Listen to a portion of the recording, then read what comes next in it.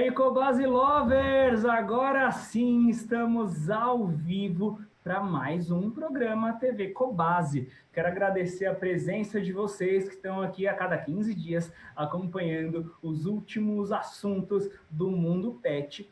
Tudo para trazer mais qualidade de vida, mais carinho para o seu cão, para o seu gato, para o seu pet aí na sua casa. Hoje o tema é sensacional, a saúde dos gatos em ambientes internos. A gente sabe que nesse momento de pandemia, né, nos últimos meses, muita gente passou a ficar mais tempo dentro de casa e começou a observar aí nos seus felinos coisas que de repente não se tinha muita noção, né? E a preocupação, a doutora Juliana vai falar um pouco sobre isso já já, a preocupação parece que tomou um novo nível aí em relação aos felinos em ambientes internos. O programa de hoje é um oferecimento Advocate, a gente vai falar sobre ele também já já. E para bater um papo sobre esse assunto, eu recebo a doutora Juliana Toledo, médica veterinária lá da clínica S-Pet São Caetano. Tudo bom, doutora Juliana? Tudo bem, eu estou feliz de estar aqui hoje. Boa tarde para vocês, boa tarde, pessoal. Boa tarde. Doutora Juliana está aqui mais uma vez, né? Ela já participou de um programa na temporada do ano passado, presencialmente, né? A gente recebeu a doutora Juliana no estúdio. Dessa vez, esse novo normal, ela está lá na casa dela e eu estou aqui na Cobase para a gente trocar essa ideia. Junto com a doutora Juliana, a gente recebe também a doutora Tatiana Pavan, que é coordenadora técnica de pequenos animais lá da Elanco, que cuida aí do produto, da linha de produtos Advocate. Seja muito bem-vinda, Tati. Oi, Thiago, obrigada. Oi, Ju, boa tarde a todo mundo que está aqui com a gente agradece muito a parceria com a Cobase e a presença de todos vocês. É a minha primeira vez aqui, estou muito feliz, estou adorando participar aqui da TV Cobase com vocês. E a gente está adorando receber vocês aqui, óbvio. Galera, se vocês tiverem qualquer dúvida, quiserem fazer uma pergunta ou para a doutora Juliana ou para a Tatiana, só escrever aqui nos comentários que eu estou acompanhando ao vivo e a sua pergunta vai ser respondida no ar, certo? Então, vamos lá. Eu quero saber o seguinte, vamos começar com a doutora Juliana. Muito cuidado a gente tem a respeito dos gatos, óbvio, né? Pensando numa saúde aí geral, né? Todos os aspectos da saúde do gato, mas uma preocupação grande é o controle parasitário, né, doutora? Explica pra gente, o que é um parasita? Vamos começar, antes de falar do gato, vamos falar do parasita. Quem é esse cara? Então vamos começar do básico, né? O que é um parasita? Então, parasita nada mais é do que um ser vivo que acaba retirando os nutrientes necessários para se desenvolver, acaba se alimentando aí de um outro ser vivo. E aí a gente tem os ectoparasitas e os endoparasitas, né? Os ectoparasitas... Qual é a diferença? Os ectoparasitas, eles ficam externos, do lado de fora da pele. Então, ecto é fora. Então, pulga, carrapato, piolho, ácaros, que podem levar a sarna. Já os endoparasitas são os internos. Então, aí a gente pensa nos vermes, nos protozoários, na nossa famosa giardia, nossa amiga, né? Que a gente ouve tanto falar. Então, é tudo que for interno, que são os endoparasitas. Então, parasita é aquele serzinho, tem várias espécies, então pode ser desde um inseto, como é o caso das pulgas, um aracnídeo, no caso o carrapato, um verme, um protozoário, que é o caso da giardia, que de alguma maneira, para viver, precisa de outro animal, né? De um hospedeiro. Precisa se alimentar ali, precisa de nutrientes de um hospedeiro, com certeza. Certo. Existe uma predisposição maior para os animais de rua terem parasitas? Esses animais, eu não vou nem dizer animal de rua, porque parece que estou falando de animal abandonado. Vamos falar de animais que têm acesso livre à rua. Eles têm mais chances de pegar um parasita? Tem mais chance. Não que os de casa não tenham, porque às vezes a gente leva para passear, volta, né? Não no caso dos gatos, mas a gente às vezes leva numa consulta na clínica veterinária ou no banho e tosa. Mas com certeza os animais que frequentam a rua ou os gatos outdoor, que são os gatos que saem de casa para dar aquela voltinha, eles são muito mais suscetíveis e até mesmo a ter os vermes e a trazer os vermes para casa. Certo. E aí, o material que a gente conversou antes aqui, você fala um pouco sobre o ambiente com o animal vivo. O ambiente ele pode contribuir para esse animal ter, ou melhor, voltar a ter contato com esse parasita? Por exemplo, sei lá, um animal ele pega pulga, aí você trata, depois de uma semana volta a ter pulga. O ambiente está relacionado, né? O ambiente está 100% relacionado. Hoje, se a gente for pensar em pulga, 95% das pulgas a gente encontra no ambiente e só 5% é aquela pulga que a gente vê, que a gente está ali caçando e vê no cachorrinho ou no gatinho, né? Então, é importante fazer também a desinfecção do ambiente, principalmente. É porque é onde os ovinhos de pulga ficam, as larvas ficam, né? É muito importante. E só 5% é o que a gente encontra no nosso gatinho. Então, o ambiente é tão importante quanto a prevenção mesmo do animal. Sim, do cuidado do ambiente como um todo, né? Tatiana, agora eu quero perguntar para você, né? Você que é especialista em pequenos animais, como que esse animal ele pega esse parasita? Como o parasita chega até o animal? Então, Tiago, primeiro a gente precisa, né, como a doutora Ju explicou para a gente, em relação aos parasitas externos e os internos. Então, como os parasitas externos, vamos considerar aí as pulgas, por exemplo, a forma de contágio é basicamente o contato direto com outros animais, como a doutora Ju mencionou, o ambiente é fundamental, por isso que a gente bate muito na tecla do controle dos parasitas no ambiente, caminha, as roupas, então é sempre o contato direto e isso está muito relacionado, é muito importante.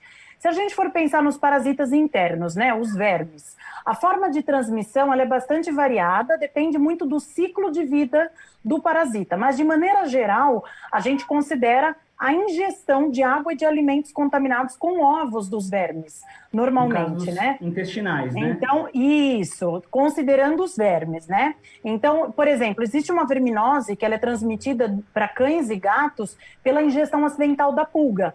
Ela é muito conhecida, que é o Dipylidium.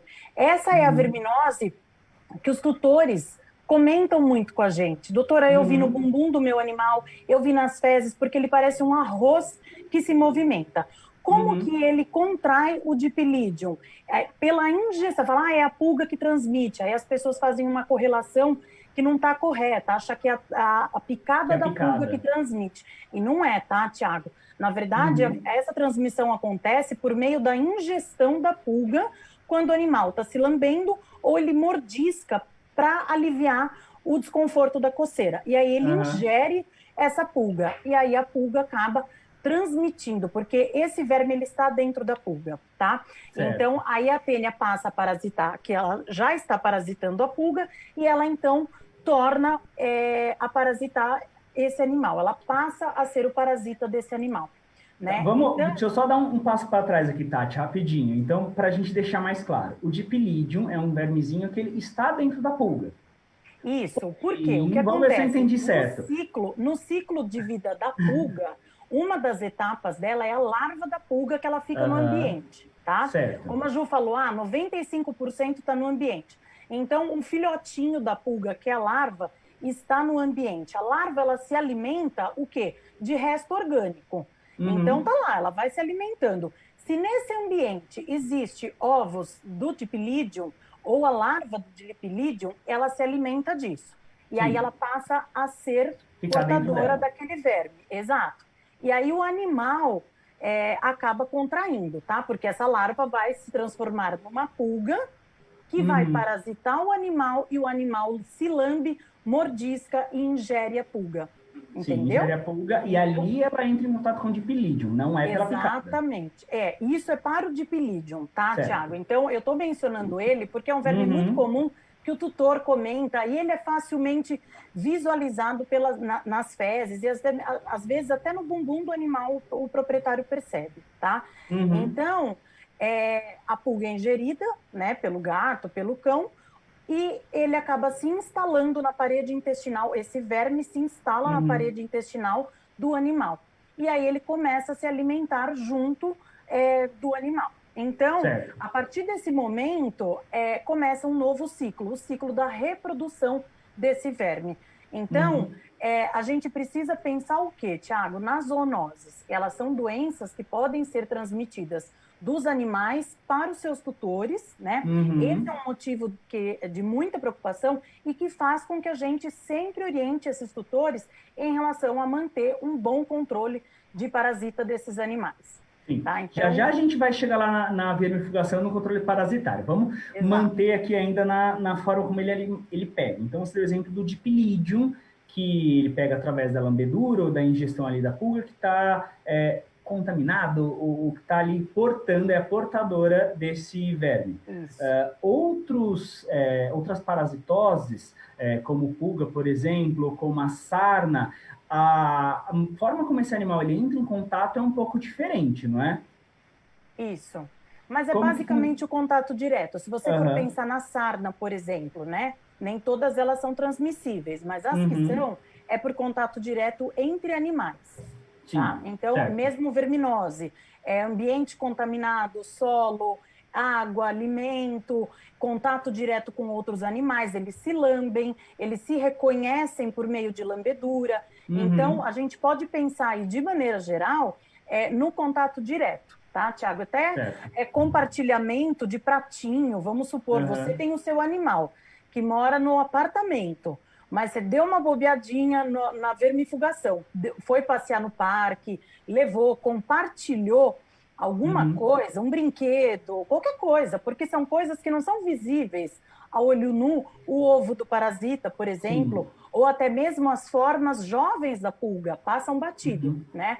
Então, a gente pode pensar muito no uma caminha, de repente, que está mal higienizada, ou o sofá que o animal está o tempo inteiro ali em cima. Com certeza. Também pode ajudar a ser um vetor, né, uma transmissão. Com certeza. O que a doutora Ju falou, gente, o ambiente está 100% relacionado, 100% de acordo com ela, porque exatamente.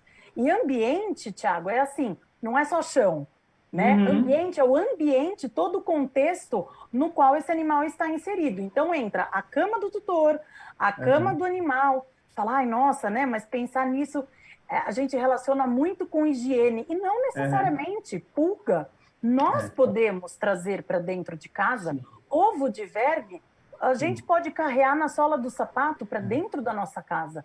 Então, Ju, a doutora Ju é clínica, né? E imagino que a clínica seja um ambiente fértil para você ser uma vetora de parasita também, né, Ju? Já levou pulga da clínica para casa? Não, aqui em casa é todo mundo protegido. Não, porque às vezes você leva, né, como a Tati está falando, a gente leva no corpo, né? A gente tem essa preocupação. Uma pessoa perguntou aqui, um perfil perguntou o seguinte, né? Perguntou não, fez uma afirmação, né? A higienização por causa do corona vai diminuir a situação dos germes. Em paralelo, sim, né? Porque uma vez que a gente está mais preocupado na higiene total da casa, e a gente não está falando nem assim, o produto que utiliza para a limpeza do corona, não é nem isso, mas só das pessoas estarem mais conscientes em lavar mais roupa, em aspirar mais a casa, em ter uma rotina de higiene macro mais intensa, ajuda, né, doutora Juliana? Ajuda muito, ajuda em várias situações. Assim, é claro que se a gente tem uma infestação de pulga ou de carrapato, a gente precisaria usar produtos específicos para fazer esse controle, né? Sim. Então, existem produtos que a gente dilui na água, faz a higienização do ambiente. Mas essa higienização básica que a gente está fazendo, isso está sendo muito positivo. Hoje mesmo eu tive 2 notícias de pacientes gatinhos que têm bronquite e asma e que já melhoraram e não estão mais fazendo uso de bombinhas por conta dessa higiene intensa que a gente está tendo, né? Desses cuidados básicos. Então, com certeza, acaba ajudando de alguma forma, né? E com certeza acaba melhorando essa questão até dos vermes. A gente tem muitos vermes pulmonares, vermes intestinais, vermes cardíacos, né? Aproveitando, né, que estamos falando aí dos vermes, qual que é a importância da vermifugação periódica, doutora? Bom, a vermifugação ela é importante para qualquer idade, para qualquer animal, né? Ainda mais hoje em dia que eles estão muito grudados com a gente, então é um cuidado básico que a gente tem que ter desde o filhotinho, porque quando a mãe, né, a cadelinha, a gatinha, ela dá a cria, ela já pode passar vermes por via transplacentária ou durante a amamentação, então a gente já inicia essa vermifugação de pequenininho, e aí a gente recomenda que isso seja mantido em diversas etapas da vida, né? De tempos em tempos aí. Por quê? Um animal que têm uma verminose, que pega alguma verminose, o que eles vão apresentar? Eles podem começar a apresentar diarreia, às vezes diarreia com sangue, eles começam a ter desnutrição, para de comer. Inicialmente eles comem muito para compensar, né, esses vermes, então eles comem muito, mas a longo prazo eles começam a parar de comer, eles têm perda de peso, porque as verminoses acabam tirando nutrientes ali da parede intestinal. Então, eles começam a ter uma série de problemas. Então, é importante manter essa vermifugação aí todo o longo da vida. Ah, muito legal.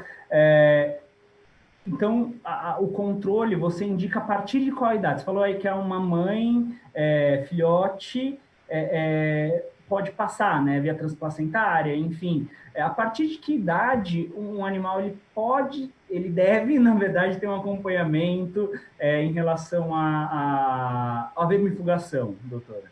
Com 15 dias de vida, a gente já começa a fazer a primovacinação. E aí, inicialmente, a primeira vermifugação, desculpa. Inicialmente... Veterinário adora um termo. Adora, né?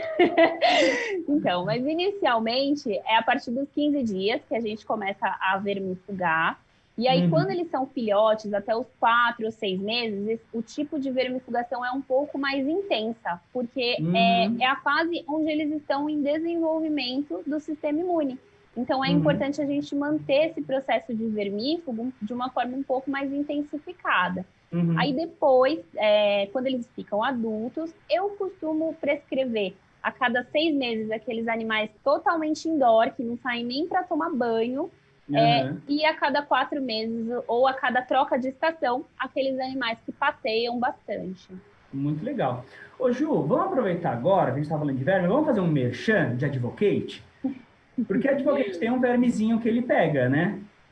Tem.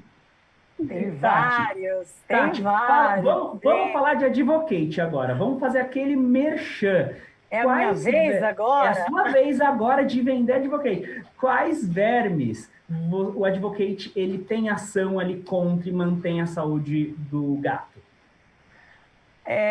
Tiago, o Advocate, ele é um produto spot-on, né? Ou seja, é um produto de aplicação local, né? Ele não deve ser ingerido. Então, a gente costuma dizer que o Advocate ele é um produto multiproteção, por dentro e por fora. Por quê? Ele tem, os ingredientes dele oferecem alívio contra as picadas das pulgas, o controle ambiental das pulgas, elimina verme intestinal, verme do coração e trata a sarna, além de proteger o animal e toda a família do animal. Tá?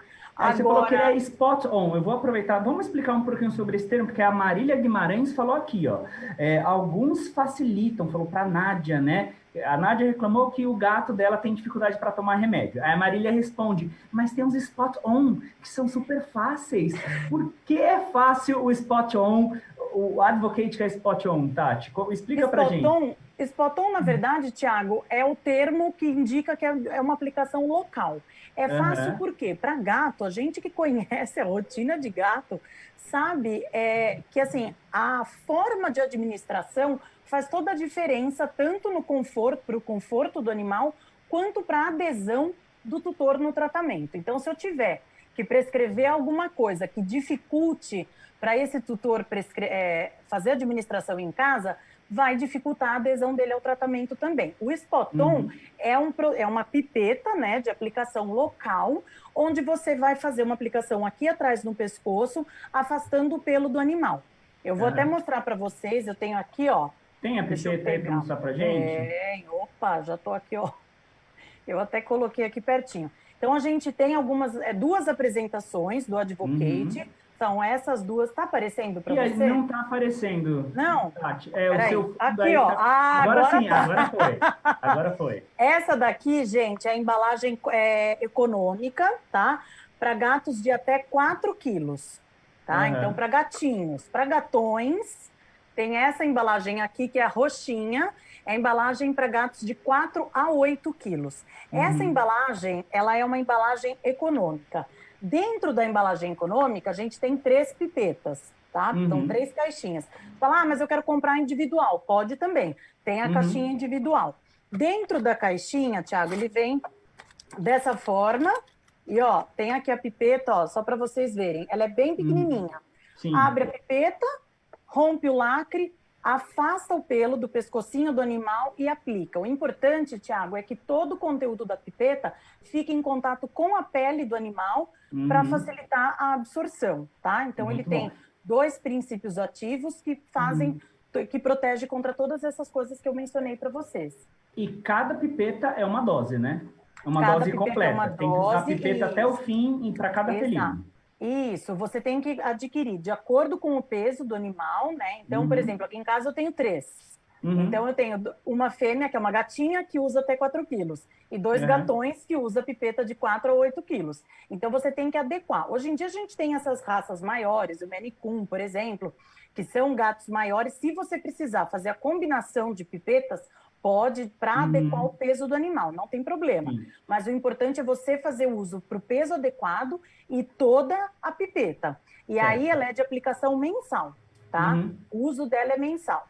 Então, por isso aí, que a gente nesse tem caso, ô Tati, nesse caso, se a pessoa tiver um gato gigante, um gato maior, é legal ir lá no veterinário clínico para fazer aquela avaliação, para saber se também não é um caso de obesidade, né? Precisa perder peso, enfim, tem um monte de coisa. E aí o veterinário clínico ele vai ajudar nessa combinação também, né? Porque o tutor não pode simplesmente sair misturando da cabeça dele, né? Achar que se aplicar 2 pipetas, ele vai ficar 2 meses protegido. Isso não existe, né? Outra coisa que a gente orienta também, Tiago, é assim, eu tenho um gato de 4 quilos, então eu vou comprar pipeta de 4 a 8 e vou dividir no meio. Sim, a gente fala, pessoal, não façam gambiarra, porque você coloca a eficácia em xeque e em risco o seu animal, porque às vezes não está protegendo, você fala, é um produto que não serve.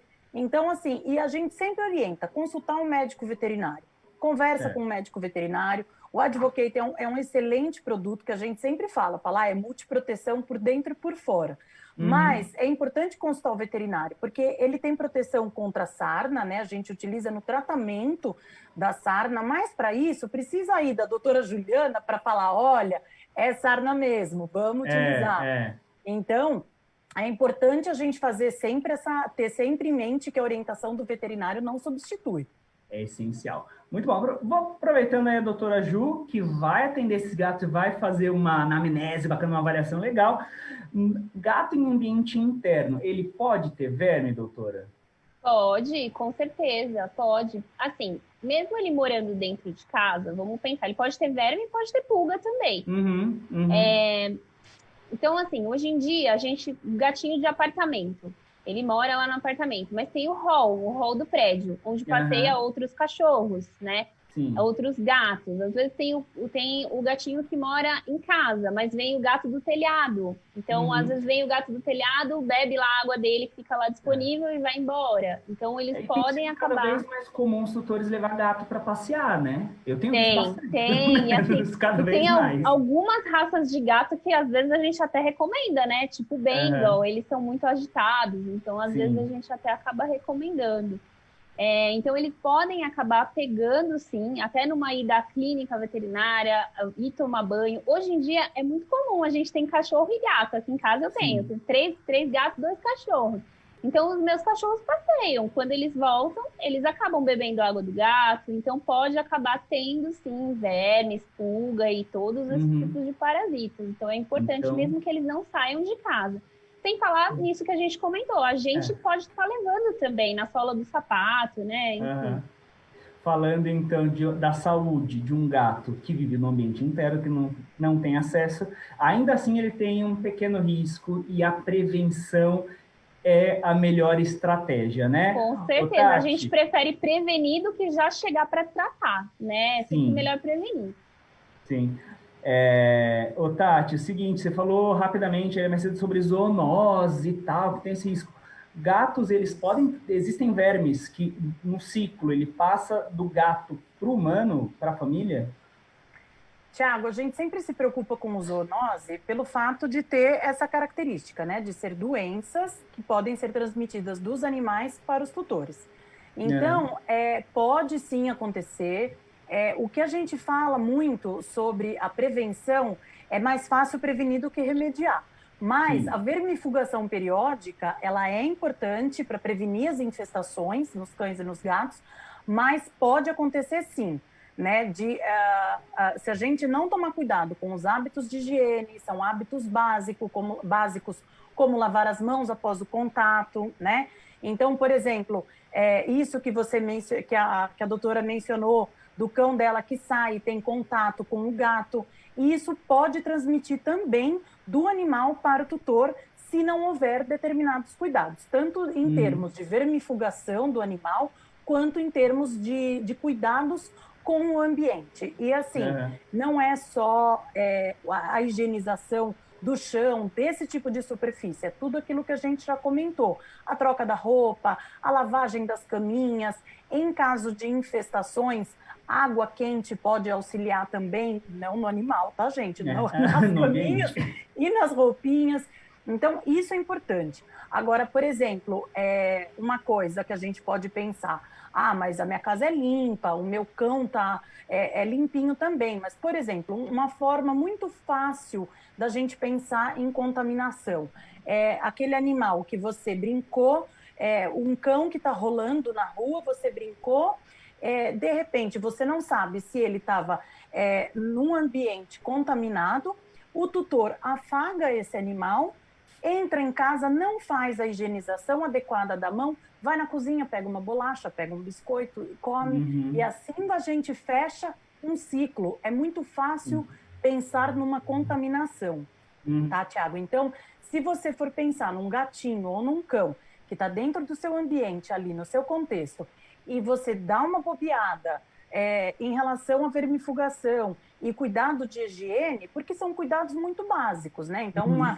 uma esquecidinha de lavar a mão pode ser o suficiente. Então, cuidar da higiene da mão após mexer num animal pode ser suficiente para proteger de uma possível infecção.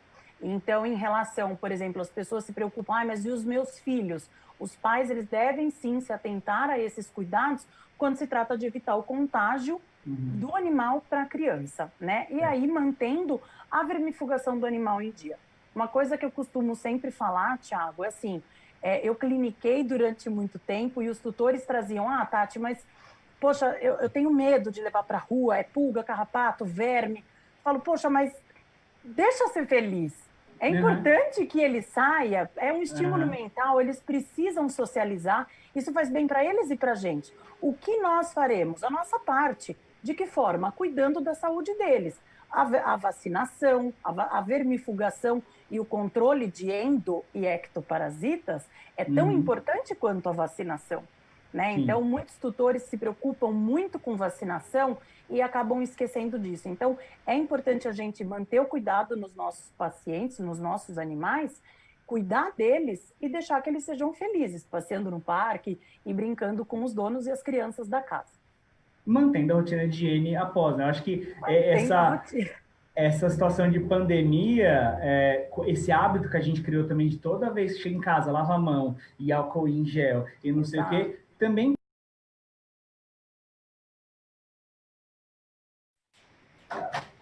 caiu tudo aqui, gente.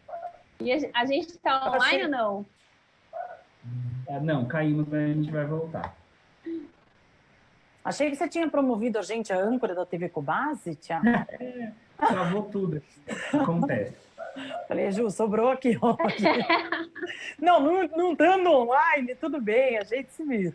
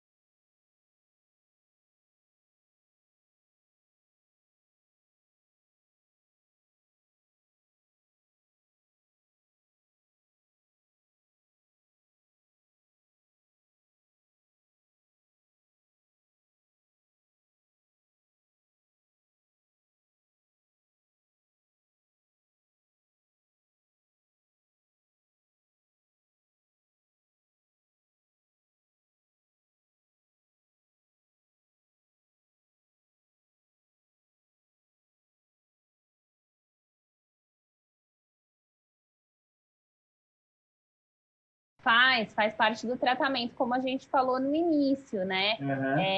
Porque a pulga, além dela ocasionar problemas de pele, né? Então, alergias, que é muito comum aí, que a gente pega bastante na clínica veterinária, verminose, que é o caso do dipilídeo, que a Tati falou no começo, elas também podem ocasionar outros tipos de doenças, e doenças bem graves nos nossos gatinhos, né?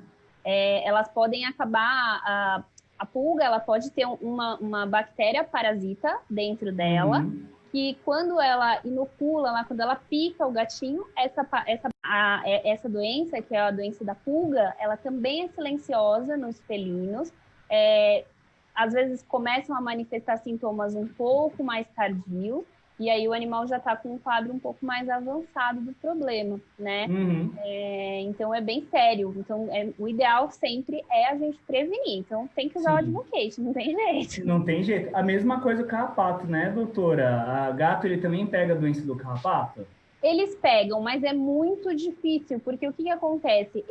O gato, ele é um ser autolimpante, né? Então eles se limpam, eles estão toda hora se lambendo, então automaticamente, se eles pegam um carrapato, eles conseguem tirar. Então isso não é comum no cachorro, mas o gato ele retira. Mas quando eles pegam a doença, eles podem pegar a Rickettsia, Babesia, Ehrlichia, que são mais ou menos aí as mesmas doenças que o cachorro pega. São doenças muito graves, né? Que geram anemia, problemas de coagulação.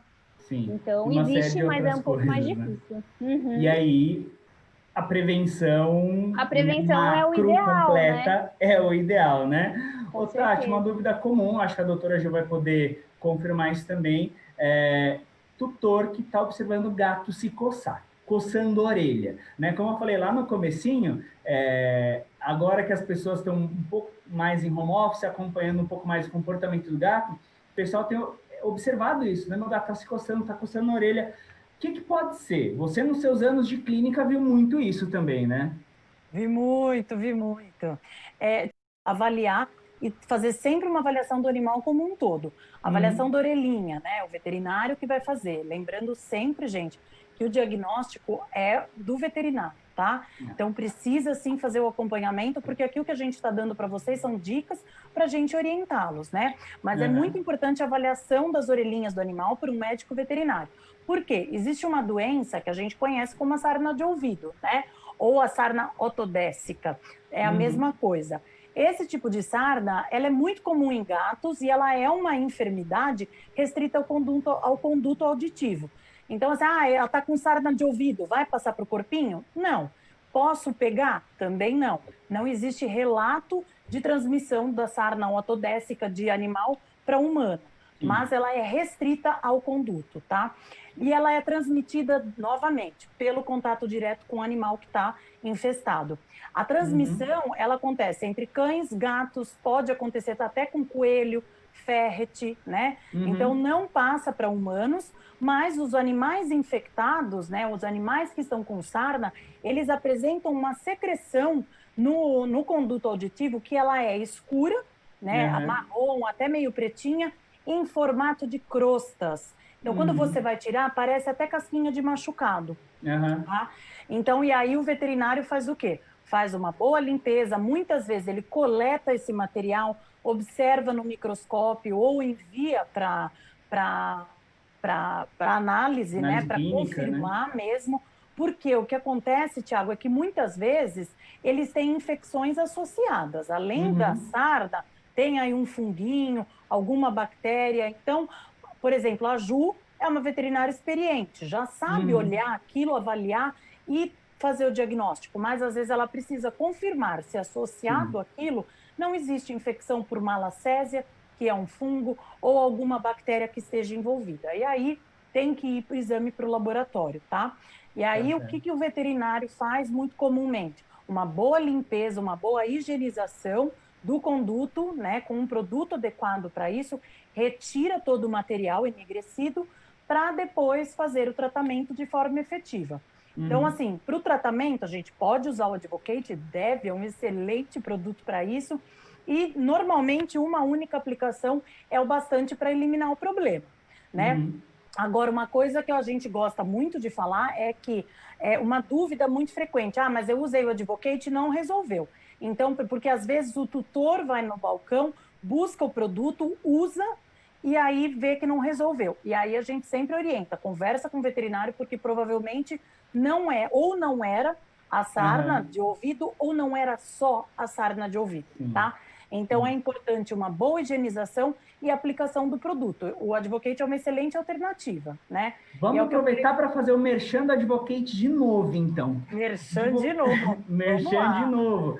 E aí o Advocate, ele pega a sarna também, né? Como que é o uso dele no tratamento para sarna, Tati? É a mesma forma de aplicação, Thiago. Então, assim, mas a sarna é no ouvido, na orelha. Eu tenho que pingar lá dentro? Nem deve, tá? É contraindicado. Você vai fazer o uso da mesma forma como para proteger contra pulga. Uso normal, tá? Vai aplicar aqui atrás no pescocinho, daquela forma que eu expliquei, para quem chegou agora. Afasta o pelinho e aplica todo o conteúdo da pipeta de forma que o produto fique em contato com a pele do animal, tá? Então, ele protege contra os ácaros, né, que são as sarnas, tanto a sarna de ouvido quanto a sarna sarcóptica, que as duas são transmitidas por meio de contato direto, os vermes intestinais, então entra aí o ancilóstoma, o toxocara, né? Existem alguns estágios imaturos de outras larvas, né? Então, e previne a infecção pelo verme cardíaco, que é a girofilária. Então, em relação Tati, ao deixa eu tratamento... aproveitar que a gente falou, né, da aplicação Spot On, uma dúvida comum em relação a banho, né? Como que é a relação do banho com a aplicação? Qual é o melhor momento ali para aplicação? Pode aplicar logo depois do banho, não tem problema nenhum. Não tem aquele, eu preciso esperar alguns dias. Não, deu banho, tá sequinho o animal, pode aplicar, não tem problema, tá? Pode fazer uso sim. Muito legal. Ô Ju, e aí a Tati falou aí, né, da sarna otodécica e a sarna sarcóptica, e os veterinários adoram esses termos. Ai, desculpa. Qual a diferença, Ju? Explica pra gente, entre sarna otodécica e sarna sarcóptica. Então, a otodécica é um ácaro, né? É um ácaro específico, parasita de ouvido, de orelha, como a Tati falou. Ele é grande, ele é gordinho, a gente normalmente consegue fazer o diagnóstico com o otoscópio. Então, um diagnóstico simples, o proprietário leva o gatinho no veterinário, a gente faz aquele exame bem comum e a gente às vezes consegue ver esses pontinhos brancos andando ali. Então, esse é a sarna de ouvido, que é a sarna notoédrica ou a otodécica, enfim. Já é um ácaro. A sarcóptica também é um ácaro, mas aí é a sarna que a gente chama de escabiose, né? Que é aquela que passa pra gente, pros humanos, que gera muita coceira, muito prurido, né? Que a gente gosta de falar. Eu adoro essa palavra, prurido. É a coceira, a popular coceira. É a coceira. Então, aí essa sarna, ela também é muito comum, principalmente em gatos de rua, gatos que saem muito à rua, né? Cães também. E essa pode acabar passando para a gente. Então, aí eu sei que o Advocate trata e previne. Muito bom. Ô, Tati, os animais que não saem à rua, né? Hoje, né, o foco é o gato, né? A gente está falando aí dos gatos de ambientes internos que não têm acesso à rua. Eles têm a necessidade desse controle, dessa prevenção, na realidade, de todos esses parasitas que a gente falou, pulga, carrapato, ácaro da sarna e verminose e tudo mais. Existe essa necessidade mesmo? Cinti, exatamente como a gente falou aqui, a gente pode trazer para dentro de casa. Mas uma coisa que é bacana você ter mencionado isso, mas né, tá dentro de casa, a gente precisa de tudo isso. Eu gosto muito de falar numa medicina individualizada. O que é isso? O meu gato que não sai de casa, que mora em apartamento, ele precisa do mesmo esquema de profilaxia que o gato da dona Dirce aqui que mora em casa e tem acesso à rua. Não, a gente precisa olhar para cada paciente de uma forma individualizada. E não só para o paciente, para o tutor, né? Porque às vezes o melhor tratamento que existe não entra no perfil daquele tutor. Então, isso é uma coisa que a gente precisa ter em mente. Adaptar o esquema de profilaxia. Então, o meu gato fica em casa, ele precisa de proteção, ele precisa, mas talvez não com a mesma frequência daquele gatinho que tem acesso à rua. É a mesma coisa, um cão, a Ju tem cachorro. sai na rua, mas talvez ele não tenha acesso a chácara, a sítio, é diferente daquele animal que tem. Então, a gente precisa sempre adequar, e por isso que é importante a anamnese e a gente conversar com um tutor, mas tem que fazer a proteção, sim, é importante, porque nós trazemos isso para casa, como a gente já conversou antes. E a gente tá falando desde o começo, né? Prevenção é sempre a melhor opção. Ô, Ju, você que está aí na clínica, não parou, né, nessa pandemia, na quarentena, a gente continua a funcionar, a clínica continua a funcionar. Você percebeu aí uma mudança na presença dos tutores na clínica? Como que foi esses últimos meses? Então, a gente não parou, não tem como parar, né? A gente é serviço essencial, não tem hora para ficar doente, né? Então, o animal também não escolhe o horário para ficar doente. Então, a gente acabou mantendo, né? Com um horário reduzido, com todas as normas, né? Mas o que a gente percebeu? O nosso movimento durante a pandemia, ele se manteve estável e crescente, porque acho que as pessoas que começaram a ficar em casa, elas começaram a perceber problemas que às vezes elas não percebiam. Então, é uma lambedura de pata, toda hora ali o cachorro fica lambendo a pata, eles acabavam não percebendo. Às vezes um gatinho que fazia xixi em local inadequado. Então, eles começaram a perceber mais os problemas por estar nesse contato um pouco mais íntimo, né? Então, a gente teve, sim, um crescimento aí com algumas queixas bem importantes que antes os proprietários não percebiam. Certo. E aí eles começaram a ir mais na clínica, né? Com certeza, o movimento, né, aumentou, né? Você estava falando que aumentou tanto dos novos tutores, a gente já falou isso algumas vezes, que a quantidade de adoções aumentou na quarentena, mas também desse tutor que já tinha o pet e agora ele passou a observar novos comportamentos e está mais presente na clínica, né? Sim, exatamente, né? A casuística dessas doenças, né? Casuística é uma palavra que vocês adoram também, né? Adoramos! Tá tendo mais verminose, mais parasitas externos desse período? Bom, eu costumo dizer que tá muito correlacionado também com as estações do ano. Então, em épocas de mais calor, não importa a gente está em pandemia ou não, estando mais quente, a gente vê muito mais pulga e carrapato. Então, nesses dias que tá mais frio, né? Pelo menos aqui em São Paulo, tá um gelo. Aqui em São Paulo tá um gelo. Então, a gente costuma ver menos, né? Mas os animais que são alérgicos, coitadinhos, acho que eles ouvem a palavra pulga, a pele já empipoca.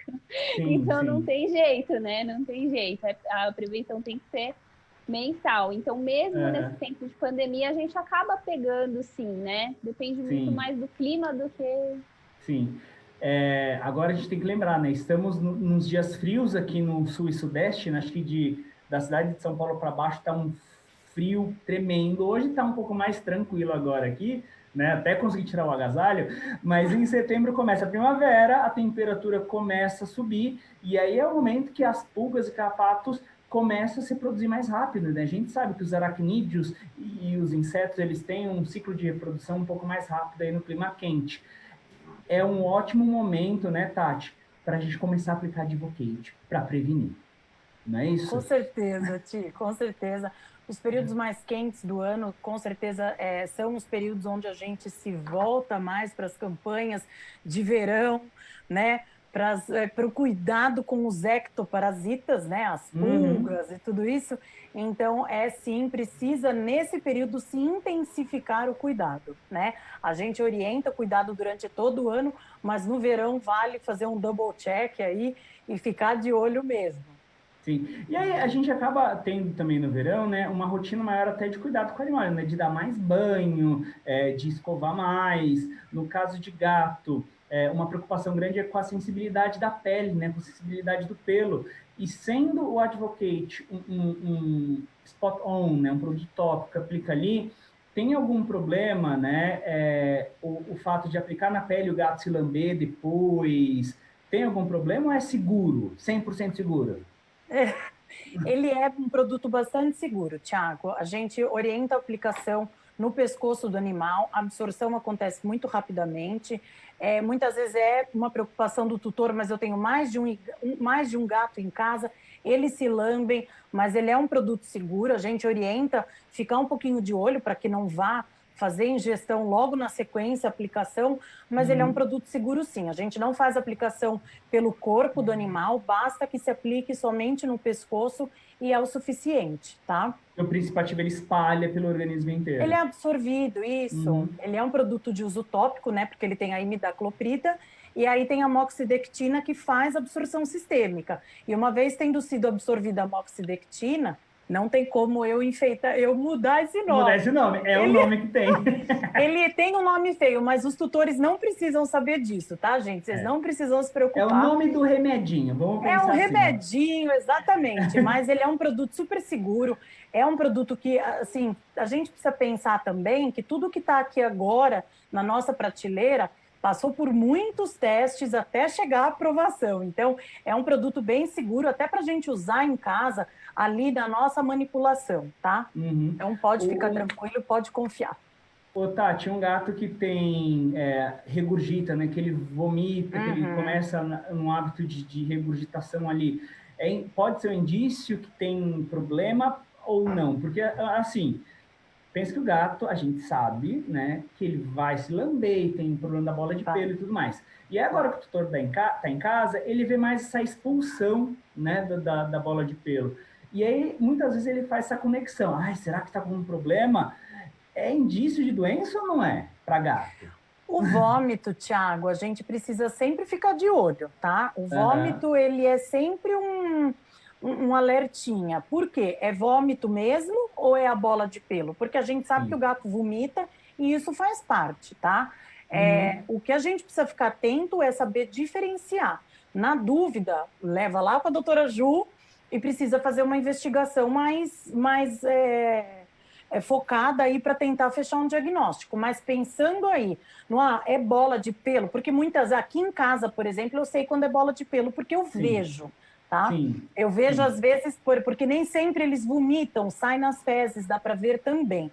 Então, quando é a bola de pelo e o tutor sabe, porque ele vê, aí tudo bem, você pode ficar tranquilo, porque isso é natural do gato, tá? O que a gente precisa ficar atento será que ele não está se lambendo demasiadamente, mais do que o normal? Porque o que a doutora Ju comentou, tem gato que é alérgico, tem gato que é mais sensível, vai lamber mais do que o normal, ingerir mais pelo, e isso pode fazer com que aumente a frequência desses vômitos da bola de pelo, chamando a atenção do tutor. Opa, ele não fazia isso antes. Então, se for alguma doença de causa base alérgica, o Advocate vai auxiliar muito, tá? E isso ele ajuda mesmo. Agora, o que a gente precisa ficar alerta é se a causa do vômito não é a bola de pelo. Aí precisa da doutora Ju, tá bom? Doutora Ju. Mas quando é causa alérgica, que daí pode fazer com que haja um aumento na frequência, aí Advocate neles. Advocate, muito bom. Gente, nosso tempo acabou. Quero agradecer a presença de vocês. Doutora Ju, muito obrigado. Repetindo, doutora Juliana, médica veterinária, especialista em felinos, que trabalha lá na clínica S-Pet São Caetano, que fica dentro da Cobase São Caetano, né, Ju? Muito obrigado, viu? Obrigada eu. Adorei estar aqui de novo. Sempre que vocês precisarem, vocês me chamam. Quer aproveitar para fazer um merchanzinho da clínica? Como é que tá o horário de atendimento lá atualmente? Então, vamos lá. Eu tô lá, a gente está lá de segunda a sábado, das 9 às 18 horas. Vocês podem estar pegando o telefone da S-Pet São Caetano no site da Cobase. E segue a gente aí no Instagram, @entrebichosvet. S-Pet São Caetano.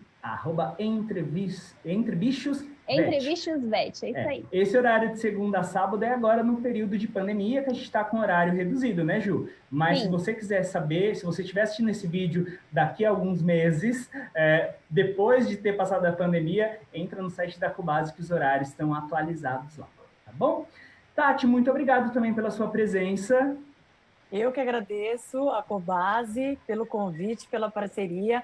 Um prazer conhecer vocês, conhecer vocês aqui pelo vídeo. Espero poder conhecer vocês pessoalmente em breve. Obrigada, doutora Ju, obrigada, Thiago, Cobase, e um abraço a todos vocês e a todo mundo aí que assistiu a gente. Valeu, doutora. Valeu você, Cobasi Lover, que está acompanhando. Desculpa, a falha técnica, caiu a energia aqui do nosso bairro e a gente saiu. Então, se você está vendo esse vídeo, tem a primeira parte que foi ao ar um pouquinho antes ali. A gente fez um pouquinho no vídeo, um pouquinho no outro, porque teve essa queda de energia. Muito obrigado e eu encontro vocês daqui a 15 dias, na quinta-feira, nesse mesmo horário, aqui na TV Cobasi, ao vivo. Um grande abraço e até lá!